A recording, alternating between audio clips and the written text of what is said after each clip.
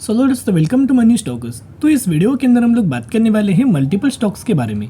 तो चलिए सबसे पहले हम लोग डिस्कस करेंगे जियो फाइनेंशियल सर्विसेज के बारे में। तो जियो फाइनेंशियल्स की अगर बात की जाए तो ऑलमोस्ट हमें पिछले ट्रेडिंग सेशन के अंदर नए के बराबर परफॉर्मेंस नजर आया था। 240 रुपए के आसपास हमें क्लोजिंग नजर आ चुकी थी, लेकिन बहुत ही जल्द कंपनी के अंदर एक बहुत बड़ा धमाका होने वाला है। 1 फेब दोस्तों, ये डेट याद रखना। 1 फेब के दिन एक बढ़िया तरीके से धमाका हमें जियो फाइनेंशियल सर्विसेज के अंदर नजर आ सकता है। उसके साथ साथ कई सारे कंपनीज के अंदर पॉजिटिव अपडेट्स है और एक नेगेटिव अपडेट्स की वजह से ये प्राइस रेंज के आसपास हमें करंटली जियो फाइनेंशियल सर्विसेज ये ट्रेड कर रहा है। ये सभी को पता होगा कि रिसेंटली हमने कहीं ना कहीं जियो फाइनेंशियल सर्विसेज के अंदर 232 रुपीज़ के आसपास खरीदारी किया था, राइट, जिसके द्वारा एक बहुत अच्छा खासा पैटर्न हमें बना हुआ था। लगातार कंपनी इस पैटर्न के हिसाब से ट्रेड कर रहा था। नीचे से आता है तो एक सपोर्ट लेता है, ऊपर से लगातार कंपनी रेजिस्टेंस ले रहा था। लेकिन जैसे ही कंपनी के द्वारा ब्रेकआउट किया गया वैसे रिटेस्ट किया और वैसे हमने खरीदारी किया। जैसे हमने खरीदारी किया वैसे कंपनी के अंदर तेजी आना स्टार्ट हुआ।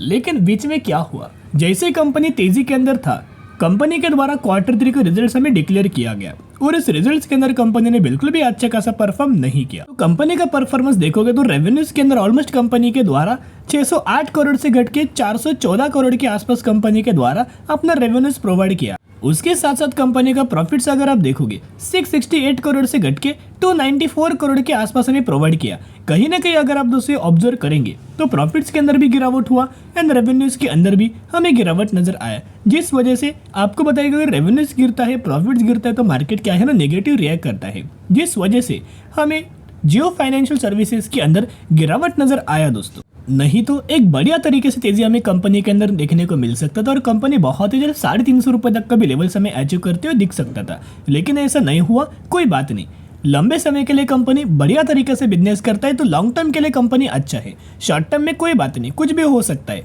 राइट। शॉर्ट टर्म के अंदर इन्फोसिस, विप्रो, टीसीएस ये कंपनी गिरावट के अंदर मिल रहा था, लेकिन अभी आपको पता है जैसे ही कंपनी ने अच्छे रिजल्ट परफॉर्मेंस करने लगा, मार्केट के एक्सपेक्टेशंस को फुलफिल करने लगा, वैसे कंपनी के अंदर करंटली जो मोमेंटम है वो लगातार अप ट्रेंडिंग मात्रा में बन रहा है। तो कहीं ना कहीं 1 फेब बहुत ज़्यादा इंपॉर्टेंट दिन होने वाला है, क्योंकि AMFI कौन है? Association of mutual funds of India. ये एक इंडेक्स है जिस इंडेक्स के अंदर जियो फाइनेंशियल सर्विसेज की एंट्री हो चुके हैं लार्ज कैप कैटेगरी के अंदर एंड टाटा टेक्नोलॉजीज की एंट्री हो चुके हैं मिड कैप कैटेगरी के अंदर। तो जिसके द्वारा कोई भी कंपनी के अगर अच्छे खासे इंडेक्स के अंदर एंट्री होता है ना, तो क्या होता है, बहुत बड़ा इनफ्लो आ सकता है, बहुत बड़ा इन्वेस्टमेंट आ सकता है, जिस वजह से जियो फाइनेंशियल्स की जो एंट्री होने वाली है ना AMFI इंडेक्स के अंदर वो होने वाली है 1 फेब को, राइट। तो कहीं ना कहीं जैसे जियो फाइनेंशियल्स की एंट्री 1 फेब को इस AMFI के अंदर होगा ना, वैसे होगा क्या कि एक बहुत बड़ा इनफ्लो आ सकता है जियो फाइनेंशियल सर्विसेज के अंदर, क्योंकि जो ढेर सारे म्यूचुअल फंड्स होते हैं, ढेर सारे फंड हाउसेस होते हैं, ढेर सारे कंसल्टेंसी होते हैं ना, वो क्या करते हैं, अच्छा इंडेक्स पिक करते हैं और इंडेक्स के अंदर फॉर एग्जांपल 10 कंपनीज है, राइट। फॉर एग्जांपल इस इंडेक्स के अंदर 5 कंपनीज है, तो ये क्या करते हैं, 5 के 5 कंपनीज को कंसिडर करते हैं, उसके बारे में स्टडी कर लेते हैं, उसके बारे में एनालिसिस कर लेते हैं, और जो उनको preferred as per the study उनको कंपनी अच्छा लगता है ना, वही कंपनी के अंदर दोस्तों खरीदारी करना स्टार्ट करते हैं।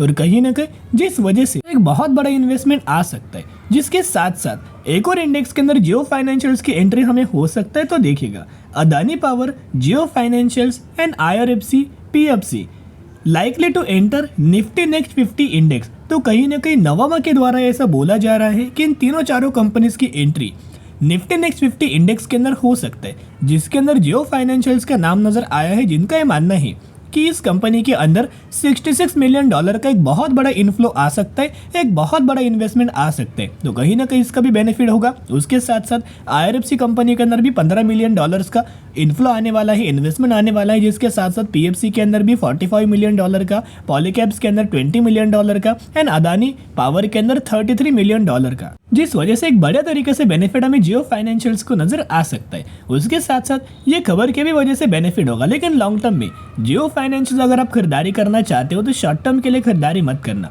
लॉन्ग टर्म के लिए खरीदारी करना, ताकि आने वाले समय में जो भी शॉर्ट टर्म के अंदर प्रॉब्लम्स आएंगे ना, वो लंबे समय के लिए कैरी फॉरवर्ड बिल्कुल भी नहीं होगा। अभी आपको बताएं कि जियो फाइनेंशियल्स की अगर बात की जाए तो क्रेडिट कार्ड सेगमेंट्स के अंदर भी कंपनी की एंट्री हो चुकी है। उसके साथ साथ ये कंपनी के द्वारा अगर आप दोस्तों यहाँ देखा जाए तो होम लोन्स भी कंपनी प्रोवाइड करना स्टार्ट कर चुकी है। पहले कंपनी सिर्फ पर्सनल लोन प्रोवाइड करता था, अभी होम लोन्स प्रोवाइड करना भी स्टार्ट किया हुआ है। तो आपको पता है कि बजाज फाइनेंस जैसे ज़्यादा से ज़्यादा होम लोन्स प्रोवाइड करता है, जिसको बजाज फाइनेंस के इसको रिवॉर्ड हमें मिल जाता है, वैसे ही ये कंपनी को भी आने वाले फ्यूचर में रिवॉर्ड मिलेगा। कहीं ना कहीं Reliance Jio super app to provide more than 100 service on one platform.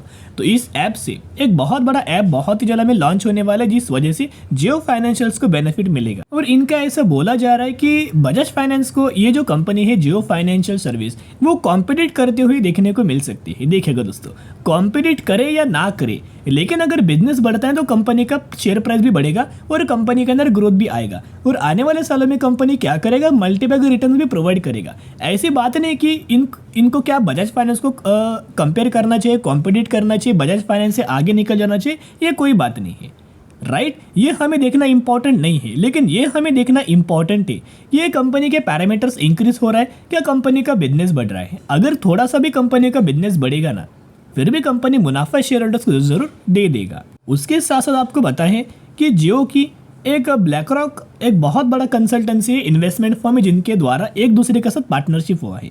जियो की पार्टनरशिप ब्लैक रॉक के द्वारा हो चुका है। ये एक बहुत सालों से इन्वेस्टमेंट लगातार दोस्तों कर रहे हैं और एक बहुत बड़ा फंड दोस्तों निवेश करते हैं।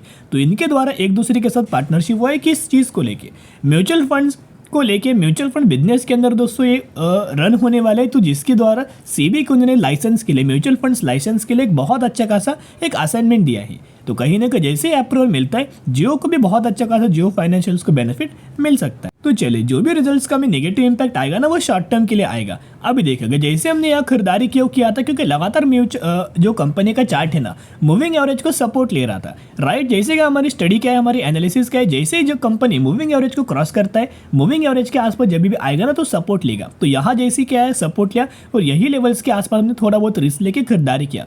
अभी फिर अगर आप देखोगे मूविंग एवरेज के कॉन्टेक्ट में हमें करंटली जियो फाइनेंशियल सर्विस आ चुका है। तो कहीं ना कहीं अगर मंडे के दिन मार्केट अगर अच्छा खासा पॉजिटिव रहता है ना, तो यही से एक बड़ी रैली हमें जियो फाइनेंशियल सर्विसेज के अंदर नजर आ सकती है। और एक बार ये 250 रुपए का लेवल अगर क्रॉस करता है, फिर ये कंपनी 270-280 रुपए तक का भी लेवल्स हमें अचीव करते हुए दिख सकती है। तो दोस्तों जरूर कंपनी को शॉर्ट टर्म के लिए प्रेफर्ड मत करना, लॉन्ग टर्म के लिए प्रेफर्ड करना, ताकि मल्टीपल रिटर्न्स कंपनी आपको दे सके और बड़ी वेल्थ कंपनी क्रिएट करके दे सके। चलिए, अभी हम बात करने वाले हैं संवर्धन मदरसन इंटरनेशनल लिमिटेड, जो कि ये कंपनी 115 रुपए के आसपास ट्रेड कर रहा है। एंड पिछले ट्रेडिंग सेशन के अंदर 5% तक की तेजी इस कंपनी के अंदर नजर आ रही है।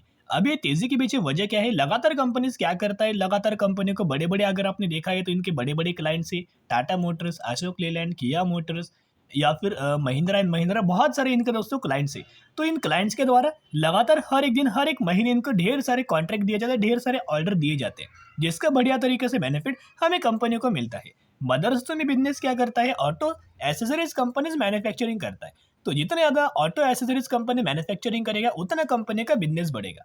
और सिर्फ ऑटो एसेसरीज बिजनेस से कंपनी ने अभी तक शेयर होल्डर्स को कितना रिटर्न दिया है, अगर आप ये टॉप से लेके करंट प्राइस तक भी अगर आप कंपेयर करेंगे, फिर भी ऑलमोस्ट हमें 1.5 लाख% तक का रिटर्न शेयर होल्डर्स को प्रोवाइड किया है। और अगर आप बॉटम से लेके टॉप तक अगर आप कैलकुलेट करेंगे, फिर कंपनी के द्वारा 2 लाख% तक का रिटर्न हमें बना के दिया हुआ है। तो आप समझ सकते हो कंपनी का बिजनेस कितना ज़्यादा स्ट्रांग है।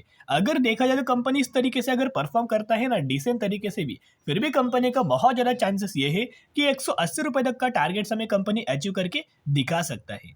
तो जैसे ही मदरसोमी का रिजल्ट आएगा, एक बहुत बड़ा धमाका हमें नजर आ सकता है। तो मदरसोमी का रिजल्ट अगर आप देखोगे तो ये डेट नोट करना, 12 फेब 2024, तो 12 फेब कंपनी का रिजल्ट्स आने वाला है। तो जरूर चैनल को सब्सक्राइब करके रख सकता है कि जब भी मुझे कंपनी का Q3 का रिजल्ट नजर आएगा, 100% मैं आपके साथ शेयर कर दूं। लेकिन उस रिजल्ट क्या एक्सपेक्टेड, जैसे कि आपको बताइए कि कंपनी क्या है ना, ऑटो सेक्टर से बिलोंग करता है।